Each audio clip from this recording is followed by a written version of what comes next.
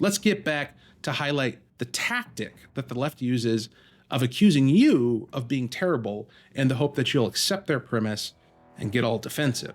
Ellison responded to my post. Now, did he respond with an argument? Did he demonstrate that Republicans actually value racial purity? Did he provide supporting evidence for that conclusion? Of course not. Instead, he said this, quote, "Yes, you're a black face that spews their ideology, a perfect token," unquote. Wow. So first of all, let's recognize this for what it is at its core. It's just name calling. That's it. And that's quite literally the best Ellison can do because he doesn't have an actual argument.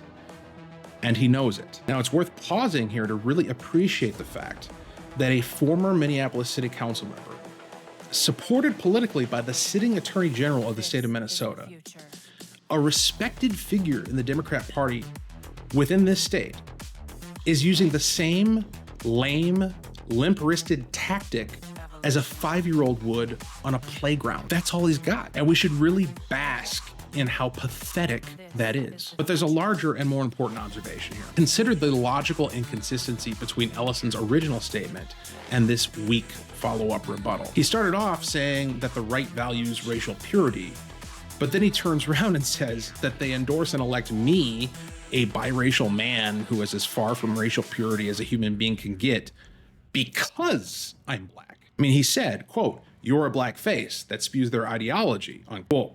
What ideology is that? I mean, according to Ellison, their ideology is racial purity. So is he claiming that I spew that? I mean, is he really saying that I'm out here saying the races should be pure as I spend my nights sleeping next to my white wife and taking my mixed race kids to the movies? Now, obviously, there's something else going on here. He knows full well that I don't either represent or espouse racial purity. That's an inconvenient truth for him, but it's also an obvious one. And even in a world where these people can't tell the difference between a man and a woman, we still all know color when we see it. So what's the real message here? What is Ellison actually saying or attempting? Well, he's hoping that I value being acknowledged as black by other black people. That's what the insult token is really aimed at. It's like being called an Uncle Tom or a coon. The strategy is to aim at the heart and knock the wind out of my chest, to summon what he assumes is my deeply harbored desire for racial affirmation and collective acceptance, to guilt me into feeling like some sort of race traitor for having the audacity